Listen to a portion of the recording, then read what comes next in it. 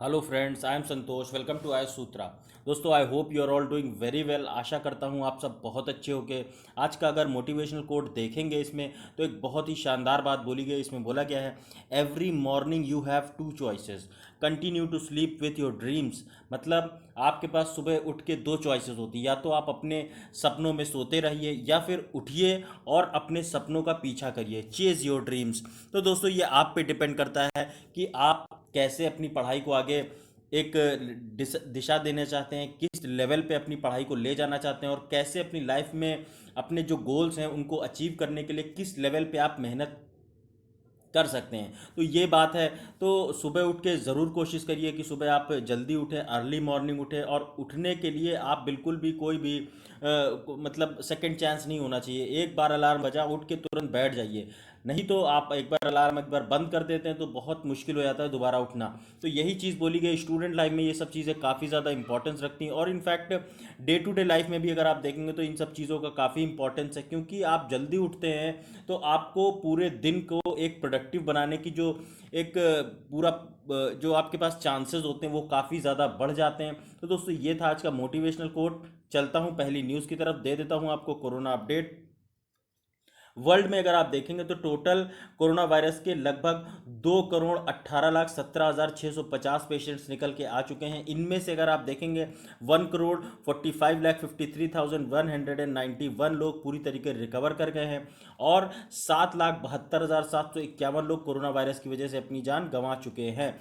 उसका top countries अगर देखेंगे तो USA, Brazil, India, Russia, south Africa, ये सब टॉप 5 कंट्रीज़ हैं। उसके बाद अगर इंडिया की बात करेंगे आप, तो इंडिया में लगभग 26,47,316 केसेस निकल के आ चुके हैं। इनमें से अगर आप देखेंगे तो लगभग 19,18,000 76 लोग जो हैं ये पूरी तरीके रिकवर कर गए हैं। तो ये कहीं ना कहीं एक अच्छी चीज़ है। हमारे देश में जो अब रिकवरी रेट है काफ़ी ज़्यादा सही चल रहा है। टॉप पे अगर आप देखेंगे तो महाराष्ट्र, तमिलनाडु, आंध्र प्रदेश, फिर कर्नाटक, उत्तर प्रदेश, ये सारे स्टेट्स हैं, टॉप 5 स्टेट्स। इनके बारे में आप आइडिया रख सकते हैं। चलता हूँ अगली न्यूज़ की तरफ। और इस एडिटोरियल में बात की जा रही है बिग गोल्स। मतलब अभी हमारे देश के जो प्रधानमंत्री हैं उन्होंने इंडिपेंडेंस डे के दिन काफ़ी अच्छे से काफ़ी सारी अच्छी चीज़ें बोली। हमारे लाल किले के से उन्होंने काफ़ी जो इम्पोर्टेंट जो कुछ की अनाउंसमेंट्स किए हैं उसके बारे में अगर आपको बताऊं, तो उसमें सबसे पहला था कि हमारे देश के लोगों को हेल्थ आईडी प्रोवाइड करने की बात की जा रही है। उसके बाद जो सैनिटरी पैड्स जो हैं वो 5 करोड़ जो सैनिटरी पैड्स बांटे गए 1 रुपए में, तो उस बारे में बात की गई है। उसके बाद ऑप्टिकल फाइबर जो अब आने वाले 6 लाख जो गांव हैं उनको ऑप्टिकल फाइबर से कनेक्ट किया जाएगा। उस साथ ही साथ आप देखेंगे 1,000 दिन के अंदर ये काम किया जाएगा। उसके बाद 25,000 करोड़ रुपए अलॉट किए गए, जिससे कि जो पेंडिंग हाउसिंग प्रोजेक्ट्स जो थे उनको कहीं ना कहीं अब अपडेट किया जाएगा। तो इसी सब से रिलेटेड अभी जो सबसे पहले अगर आप देखेंगे मोदी जी ने बोला 74th इंडिपेंडेंस में कि हमारे देश में जो आप देखेंगे काफ़ी ज़्यादा जो कोविड 19 और एक्सटर्नल अग्रेशन की वजह से काफ़ी ज़्यादा जो इश्यूज देखने को मिल रहे हैं। जो कोविड 19 अभी आपने देखा पैंडमिक की वजह से बहुत ज़्यादा हमारे देश में जो जिस लेवल पे केस आते जा रहे हैं, हम टॉप 3 में अब हैं इस समय। कोविड 19 का अगर देखें, एक्सटर्नल एग्रेशन जो अभी चाइना ने हमारे देश में गालवान में अटैक किया था, जिसमें हमारे देश के लगभग 19 जो सैनिक थे वो शहीद हो गए। इन्हीं सब जो इश्यूज हैं इनको प्रॉपरली जो कैसे एड्रेस किया जाए, कैसे इन सब चीज़ों को टैकल करके चला जाए, इस बारे में भी हमारे देश के प्रधानमंत्री जी ने बताया। लेकिन जो कुछ इम्पॉर्टेंट हाइलाइट्स जो उन्होंने चीज़ों पे हाईलाइट दिया वो है वुमेन से रिलेटेड एक बहुत ही इम्पॉर्टेंट जो मेंस्ट्रुअल हाइजीन के बारे में उन्होंने बोला। जो महिलाओं के जो पीरियड्स वगैरह होते हैं, पीरियड्स आते हैं, जिससे कि एक बार जो पीरियड्स आते हैं उसके बाद बच्चे का जन्म होता है, वो एक इम्पॉर्टेंट जो रोल प्ले करता है। उस सब से रिलेटेड वुमेन हाइजीन के लिए एक इम्पॉर्टेंट एक उन्होंने एड्रेस किया कि कैसे सैनिटेशन और कितनी ज़्यादा सैनिटेशन की हमारे देश में ज़्यादा ज़रूरत है। जो सैनिटरी नैपकिन्स है वो हर गरीब महिला तक पहुँचे, ऐसी चीज़ें बोली गई जिससे कि 1 रुपये, सोचिए 1 रुपये की क्या ही वैल्यू होती है, लेकिन 1 रुपये की दर पे अगर सभी को ये जो बेसिकली सैनिटरी पैड्स पहुंचेंगे तो कितनी ज़्यादा हमारे देश की महिलाओं की हेल्थ के ऊपर इम्पैक्ट पड़ेगा। साथ ही साथ जो सैनिटेशन के साथ साथ जो ड्रिंकिंग वाटर है, वो सारे जो इश्यूज़ हैं वो भी काफ़ी ज़्यादा हमारे देश के जो प्रधानमंत्री उनके लिए डियर हैं, ऐसा बोला गया। मोदी जी का जो दिल है वो अफेक्ट करता है, वो इन सारे जो आप देखेंगे ये सब जो वुमेन से रिलेटेड इश्यूज़ हैं, स्वच्छता से रिलेटेड जो इश्यूज़ हैं, इन सारे इश्यूज़ में काफ़ी ज़्यादा वो एम्फोसाइज करते हैं, काफ़ी ज़्यादा ध्यान देते हैं। जल जीवन मिशन, ये सारी जो आप देखेंगे पाइप ड्रिंकिंग वाटर जो प्रोवाइड करने की बात की जा रही है, घर घर तक जो पाइप से पानी पहुंचाने की बात की जा रही है, उसके साथ ही जो इलेक्ट्रिसिटी हो गई, इंटरनेट हो गई, बैंकिंग, कुकिंग गैस, ये सारी जो चीज़ें हैं इनमें भी काफ़ी अच्छे से अमूल चूल जो परिवर्तन की बात करी गई है। अभी हमारे 74वें इंडिपेंडेंस के टाइम पे मोदी जी ने अभी प्रॉमिस किया है कि वो एक रेवोल्यूशन लाएंगे हमारे देश के अंदर, national digital health mission. National digital health mission क्या होता है? बेसिकली अगर आप देखें, मान लीजिए फॉर एग्जांपल कोई बंदा है वो बीमार पड़ता है जब वो 18 साल का था, उसके बाद फिर कुछ साल उसने बाद मतलब लेट से कि वो जब 20 साल का हुआ फिर से वो बीमार हुआ, उसके बाद 22 साल का हुआ फिर वो बीमार हुआ, फिर 21 साल में बीमार हुआ। तो ये जो बीमारी है, इस बीमारी के जो इसको प्रॉपरली अगर ट्रैक किया जाएगा, उसको एक हेल्थ आईडी दे के उसकी सारी चीज़ें, सारी रिपोर्ट, सारी जो उसके हेल्थ से रिलेटेड चीज़ें हैं वो सारी अगर इसका एक ट्रैक रिकॉर्ड रखा जाएगा इस टाइम से, जिस टाइम वो बीमार पड़ता है, तो उससे जैसे कभी को भी फ्यूचर में मान लीजिए 2030 में उसे जब वो काफ़ी अडल्ट हो जाता है 40 साल के आसपास, तब उसे अगर ज़रूरत पड़े तो जब वो डॉक्टर को दिखाए तो डॉक्टर उसकी सारी जो केस हिस्ट्री है वो देख सकता है और उसी हिसाब से उसे एक बेहतरीन ट्रीटमेंट दे सकता है, जिससे कि हमारे जो देश के लोगों की हेल्थ है वो कहीं ना कहीं अच्छी होती हुई नज़र आएगी, अच्छे उनको ट्रीटमेंट मिलेगा, तो उनकी जो लाइफ है, जो नॉर्मल ह्यूमन लाइफ जो होती है वो काफ़ी ज़्यादा बढ़ती हुई नज़र आएगी। प्रोडक्टिव जो हमारी इकॉनमी में कंट्रीब्यूशन देखने को मिलेगा। साथ ही साथ अगर आप देखेंगे डिजिटलाइजेशन जो है ये एक वेलकम स्टेप है, लेकिन ये सब्सटीट्यूट नहीं है। ये सब्सटीट्यूट नहीं है क्योंकि हमारे देश में इन एडुकेट ह्यूमन रिसोर्सेज हैं, मतलब बेसिक एजुकेशन की हमें हमारे देश में वांदे पड़े हुए हैं, बेसिक हेल्थ के वांदे पड़े हुए हैं, बेसिक आप देखेंगे न्यूट्रिशन नहीं है बच्चों को मिल रहा है, बेसिक ऑक्सीजन सिलेंडर से बच्चों की जान चली जाती है।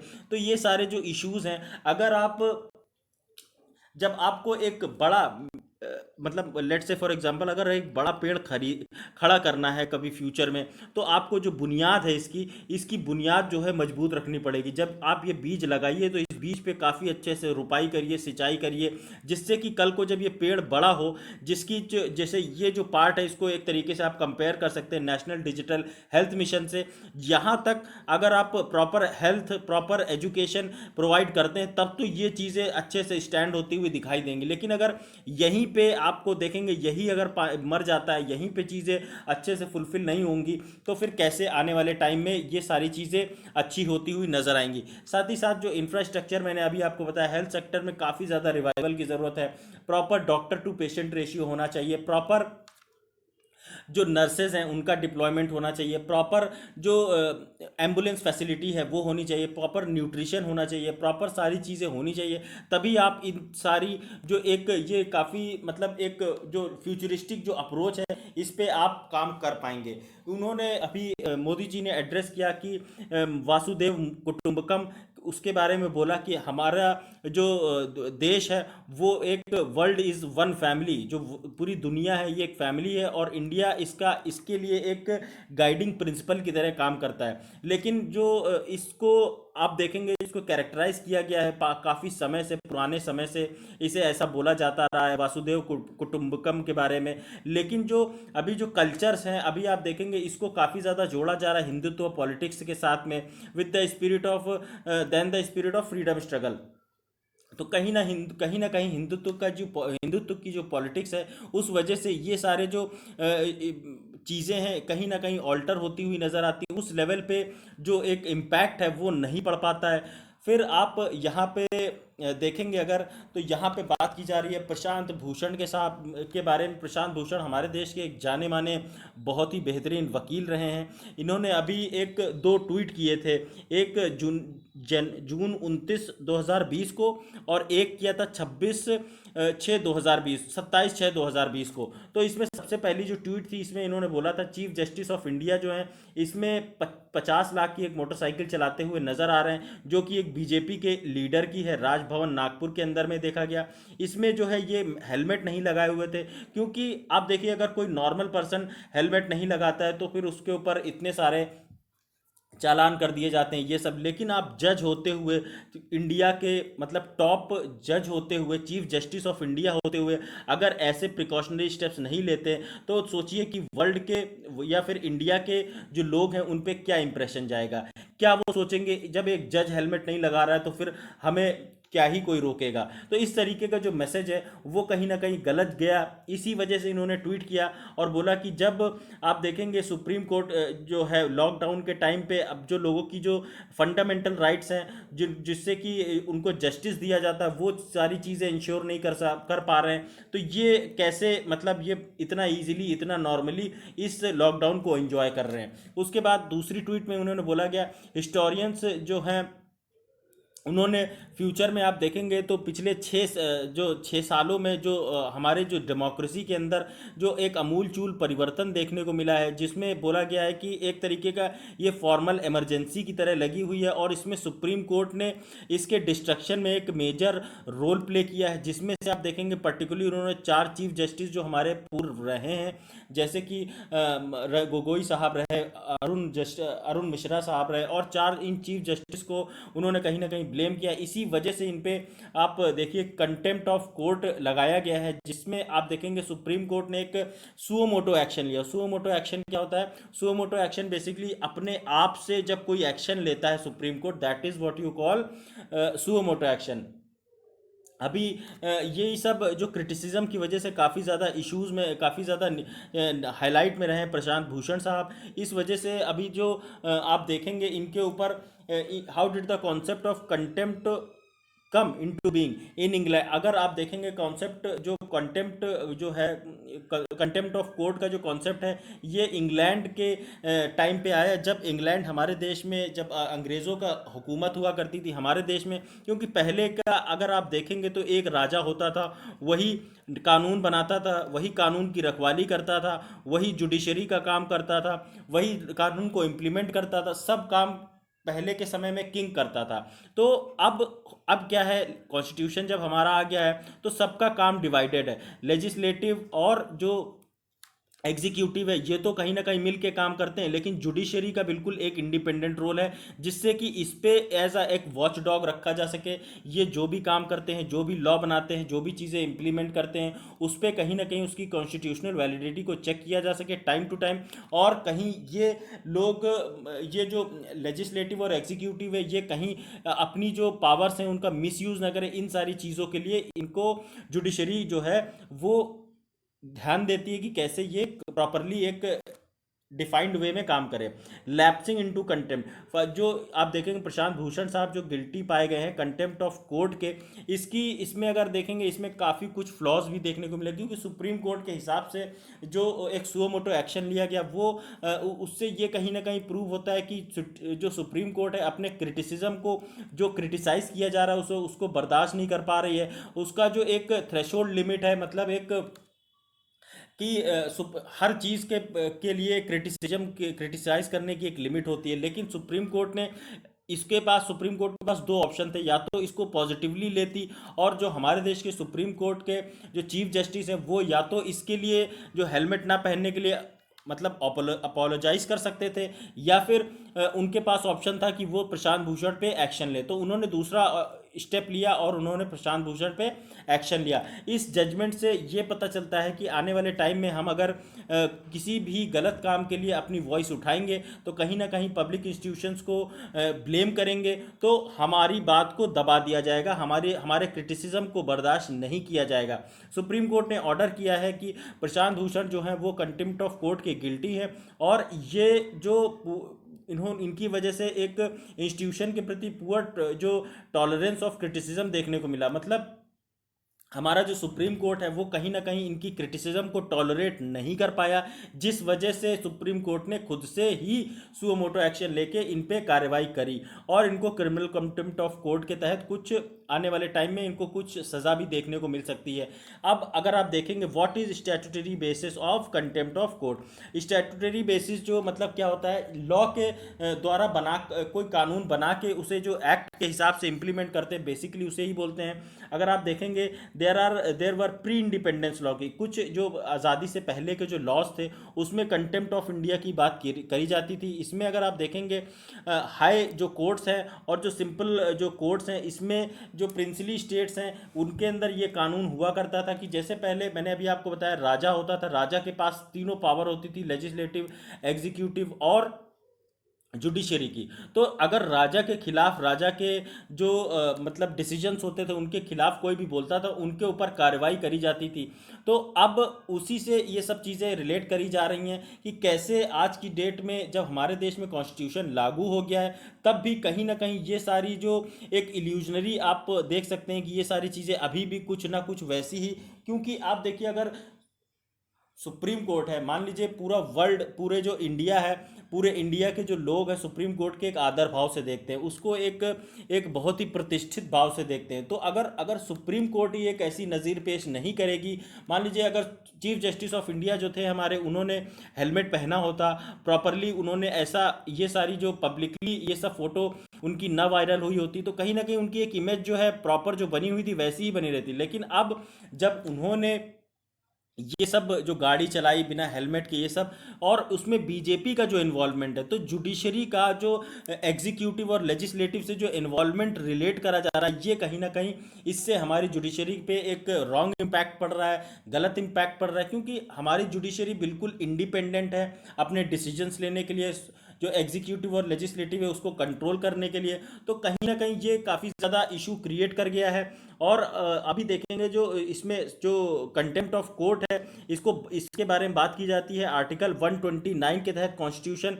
इसमें जो सुप्रीम कोर्ट होता है, सुप्रीम कोर्ट होता है उसके पास पावर होती है कि वो किसी को भी जो सुप्रीम कोर्ट की अवहेलना करता है, जो सुप्रीम कोर्ट की बात नहीं मानता है, उसको पनिश किया जा सकता है। साथ ही साथ अगर आप देखेंगे आर्टिकल 215 के तहत हाई कोर्ट के पास भी ये पावर होती है कि वो लोगों को, या फिर जो हाई कोर्ट की जो अवहेलना करता है उसको मतलब उन पे पनिश कर सके, उनको उनके ऊपर जो कार्रवाई कर सके।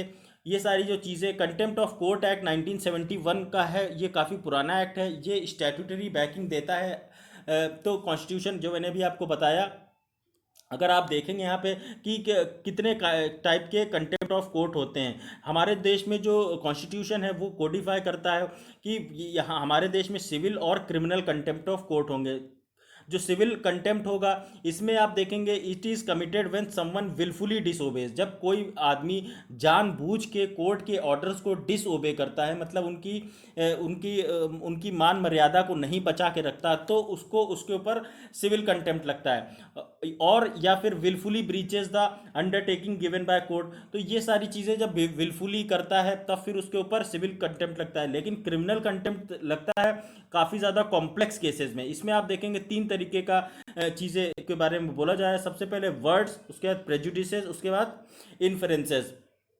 आप यहाँ पे देखिए जो वर्ड्स होते हैं, जैसे कोई गलत बात बोली गई जिससे कि आप देखें सुप्रीम कोर्ट की जो एक वैल्यू है, सुप्रीम कोर्ट की जो एक इंटेग्रिटी है, वो कहीं ना कहीं अगर हर्ट होती है तो उसको बोला जाएगा कि ये स्कैंडलाइज किया जा रहा है, या फिर टेंड टू स्कैंडलाइज, मतलब उस सुप्रीम कोर्ट को उस पूरे पचड़े में घसीटा जा रहा है। या फिर आप देखेंगे कि जब लोअर और tends to lower the authority of any court, या फिर सुप्रीम कोर्ट की जो मान प्रतिष्ठा है वो कम हो रही है, तब ये क्रिमिनल कंटेम्प्ट लगेगा। दूसरा प्रेजुडिसेस और interferes with any judicial proceeding. उसके बाद आप देखेंगे इंटरफेयर्स विथ और obstruct the administration of justice, या जस्टिस के एडमिनिस्ट्रेशन जो होता है उसको कहीं ना कहीं उसकी अवहेलना करेंगे तो भी क्रिमिनल कंटेम्प्ट लगाया जा सकता है। इसमें अगर जुर्माने का जो प्रावधान आप देखेंगे तो पनिशमेंट फॉर जो कंटेम्प्ट ऑफ कोर्ट है, इसमें सिंपल इम्प्रिजनमेंट, मतलब सिंपल जेल हो सकती है 6 महीने तक के लिए, या फिर 2000 तक का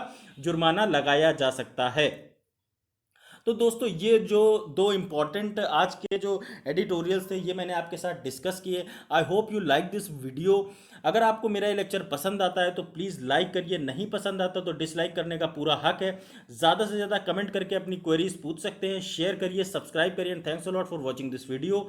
अगर आपको मेरे इस चैनल की फ्री स्लाइड्स चाहिए तो आप मेरे टेलीग्राम चैनल आयस सूत्रा से जाके पीडीएफ डाउनलोड कर सकते हैं। साथ ही साथ अगर आपको, जैसे मैंने ये दो एडिटोरियल दिखे जो दिए हैं आज डिस्कस किए हैं, इसमें अगर आपको इसके ऊपर इसके एक आंसर लिख सकते हैं, सुंदर सा आंसर लिख के आप मेरे फेसबुक पेज आयस सूत्रा में जाके पोस्ट कर सकते हैं। इस समय मैं अपने जो क्वेश्चन है वो नहीं दे पा रहा हूँ, थोड़ा सा टाइम कंस्ट्रेंट है। उसके साथ ही साथ अगर आप देखेंगे तो कोई जो सपोर्ट है, जिस तरीके का मेरे को सपोर्ट चाहिए कि आप मैं क्वेश्चन दूं और आप आंसर लिखें, तो वो सपोर्ट भी नहीं नज़र आता, जिस वजह से मैं आंसर नहीं देता हूँ।